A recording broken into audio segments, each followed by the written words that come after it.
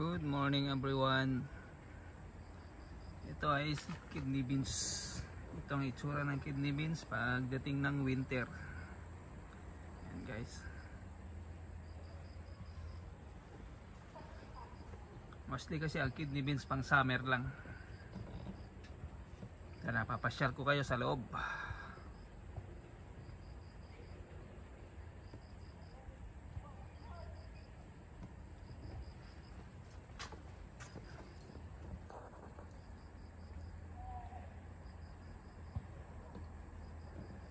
Ikot-ikot tayo.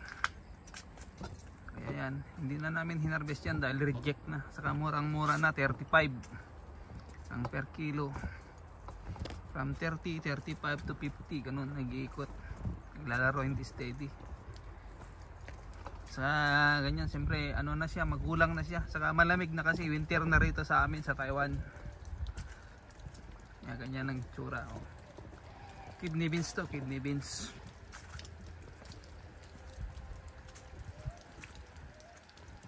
Kaya patubigan natin dahil ano yan,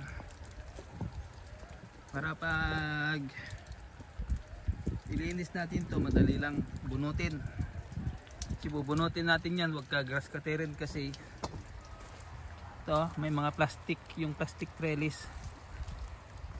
Para mas madali siyang mabunot, patubigan natin.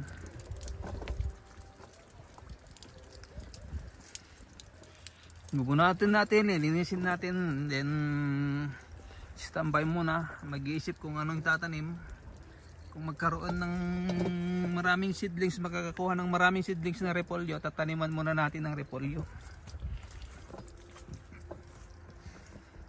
Mga baka last week ng December o baka sa Christmas o New Year, matataniman natin. So January, February, March. Mga second week ng April, 100 days kasi malamig. Ang tatanim naman natin is yung repolyo pang winter. Meron din kasi yung pang summer. Mostly pag yung pang winter na repolyo is from Japan.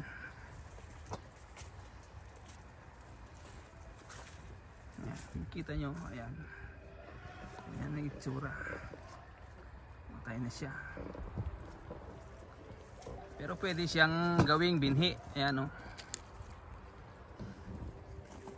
Nagawin nating binhi yung ibang bunga dyan pag natuyo, kaya lang medyo matagal pa, after 1 month pa bago natin makukuha. So wag na lang dahil meron naman tayong bagong variety doon na ginawang binhi at sana'y maganda. Experiment ng aking misis doon sa Garden 1. Itong kidney beans to, ito yung Garden 2.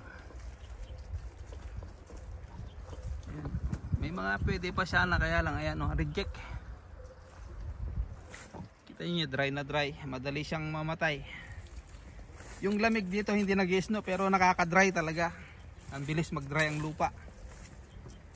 So bakit nyo, yung ibang tao ang tanong nila, bakit nyo pa didiligan? Malamig naman na. Malamig nga pero yung lupa is tuyong tuyo.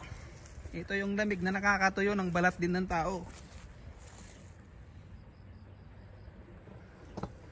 Hindi siya nag-i-snow pero super lamig ang hangin, lalo na sa gabi.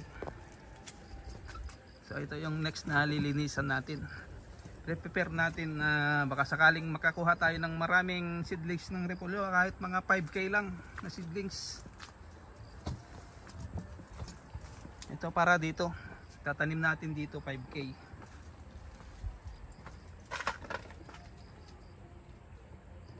Yan ay ibon. Napuntahan natin heran yan. Marami yan dito, nakain ng ano yan, maganda yan na nakakatambay dito, nakain ng maliliit na uod dyan, yung mga sa lupa, yung ginagamit na pang ano, pang pain sa isda, yung ginagamit natin dyan sa Pinas, marami yan, inuhukay niya dyan sa mga ano, gilid-gilid. Minsan yung maliliit na ahas, yan, nakain yan.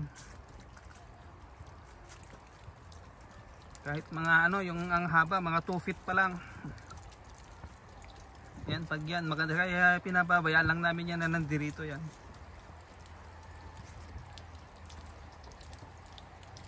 Bihira yan nakain ng bunga. Minsan nakain ng bunga, kung nakita yung bunga na may malaking uod dyan, parang harabas.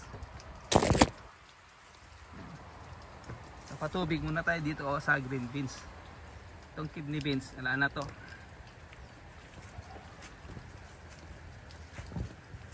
Kita nyo.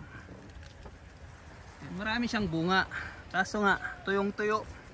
Kahit napatubigan mo, hindi niya kaya yung lamig.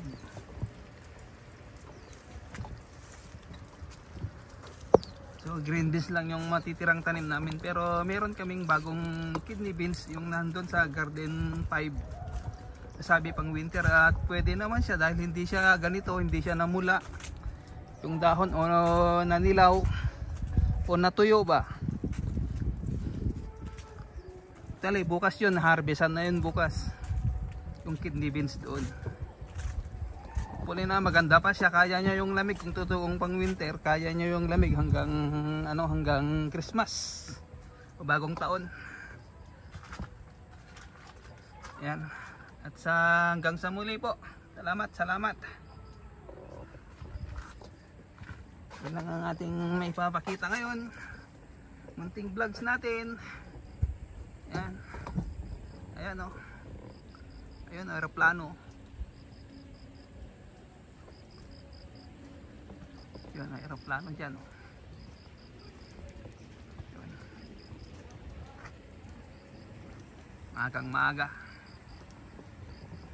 Yan yung line na yan. Yan yung usok ng aeroplano yan.